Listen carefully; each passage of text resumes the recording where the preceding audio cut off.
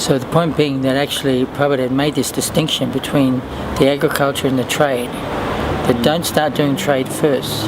First of all, do agriculture now. I want to try to explain something which is extremely significant. Extremely significant. That you'll find in the translation we have at the moment of the Bhagavad Gita, to which Srila Prabhupada had given some kind of freedom for the editors to adjust a little bit. Originally, Hayagriva, when he translated this verse of the 18th chapter, Krishi Goraksha Vanajam Vaishakamas Bhavajam, he gave the translation of farming, cattle raising, and business. The occupation of the Vaishya, right? So Prabhupada objected to the cattle raising. He found out later on, he said, should change that to cow protection, because it says definitely in the word for word, go raksha, cow protection. Cattle raising means basically for slaughter in the modern context, right? So now, but in the word for word, the word is trade. But in the translation, Hayagriva's put it as business. Now, if you look at that word, translation even now, you'll find it as business. So people tend to think a businessman is a Vaishya, but he's not. No. Agriculturists and cow protectors, they're Vaishyas, and they trade the surplus of what they produce. That surplus is coming from protected cows and agriculture done by the bulls. So if anyone just wants to buy and sell food as we do now, we're not buying and selling food done, on the basis of cow protection and bull protection. So it is actually not a Vaishya business. It is actually less than a Sudra. Please understand this. Less than Sudra. The Sudra helps a Vaishya. He's fed by the Vaishya. Or maybe, anyway, that's one. In the Manu Samhita it describes 4 or 5 or 6 different Sudras. And one of them is he's fed. That's all right, we're all being fed. And there's nothing wrong with that, But where's the food coming from? You'll find in the Manu Samhita that a great deal of emphasis is based on the purity of one's livelihood. The livelihood is food, let's face it. Food, clothes and shelter, and Prabhupada said out of all, and the food is the most pressing. So he said if the economic problem is solved, then pretty much all the problems are solved materially. Okay?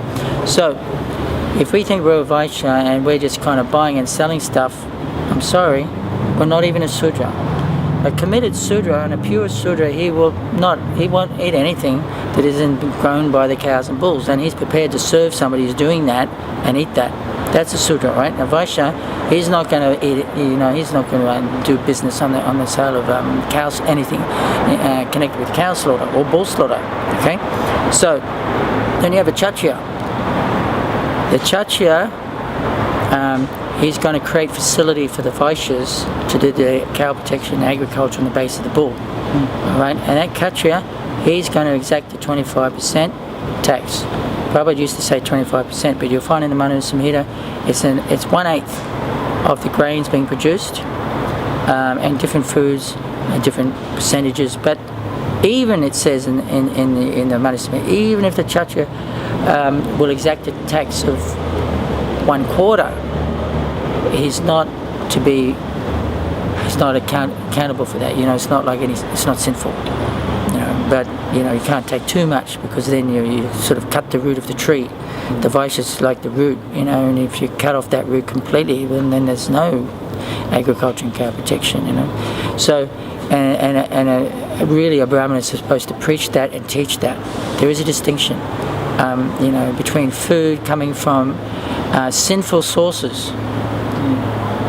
So, this is why you'll find, if you actually do study Srila Prabhupada's conversations, in the beginning he made many concessions to kickstart the movement. He might have said, yeah, look, we have to buy milk, we have to buy food and everything. 1977, he's not saying that. He said to Rameshwara Prabhu and Hari Soy Prabhu, and this is one conversation, January 1977, and there are a number of these very, very, very straightforward conversations to put everything really in perspective. That what Prabhupada was really gearing up towards. Okay, put it this way, I don't want to get too much off the track, but when Prabhupada did the first initiation, so far as I understand, he didn't tell them what the rules and regulations were. He didn't even ask them anything. because actually he was afraid that they might not, they might, not want it, you know what I mean? Prabhupada said, this is my conception. When I came to America, I was thinking if I tell them to not have meat eating and illicit sex, they'll tell me to go back home, back to India. So, did the initiation, right? That night or whatever, he posted the notice on the door of the ashram what the rules and regulations were. But guess what? There were like 10 of them, I think, 8 or 10 of them. There wasn't one, no meat eating. No, it said, don't eat foodstuffs cooked by non-devotees, and only eat prasad. It was like 2 things there, and the rest of them there was no speculative, no sports and speculation, something like that, right?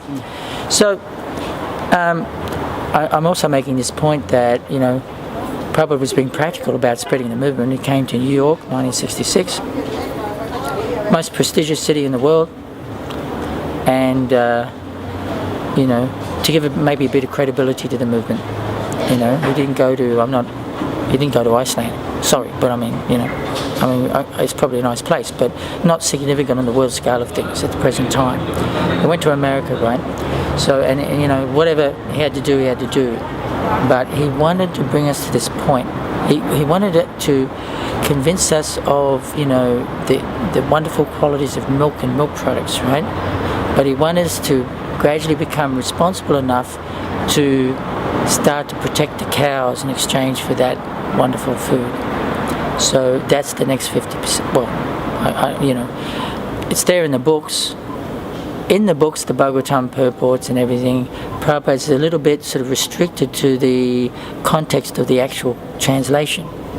But if you read his conversations, it's all there. His whole strategy from beginning to end, and he was adjusting it.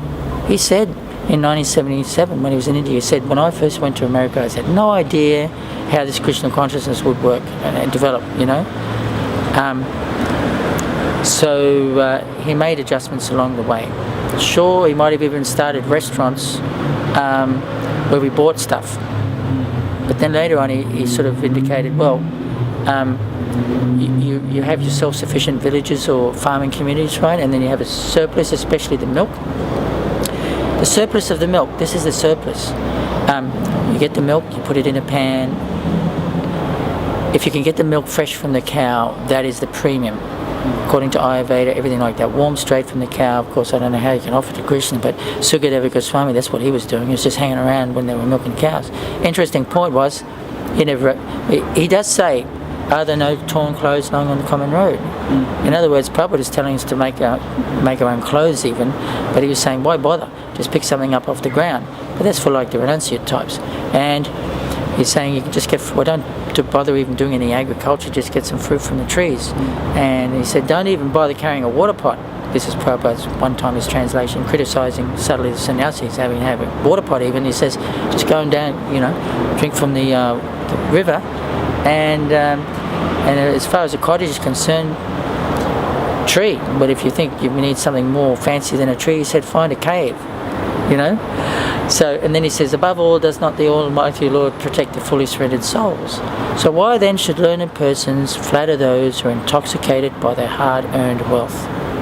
Anyway, so, to this point, Krishna Goraksha Vanajam, and the Kshatriya, he's supposed to eat that. If he's really a Kshatriya, he'll only eat that from the Vaishyas that he's protecting, and they're doing their duty. The Brahman is ideally like Sukadeva Goswami. They're begging food from those who are doing their duty and producing food morally without sin. And as Srila Prabhupada is quoted, in context to this, Desam tuantikatam papam jananam punyakamanam tidandano mohani mukta bhajanti mam buddhivataha. Those who are freed from sinful activity, acted piously in previous lives in this life, they become and are freed from duality of delusion, or they become free from duality and delusion and engage themselves in my service with determination. So to get this didabhrataha, determination, which is also, you could say, is like becoming free from anarthas, becoming fixed, nishta, right? this is very important to become free from sinful activity. And what's the most sinful activity in the world? Basically killing cows.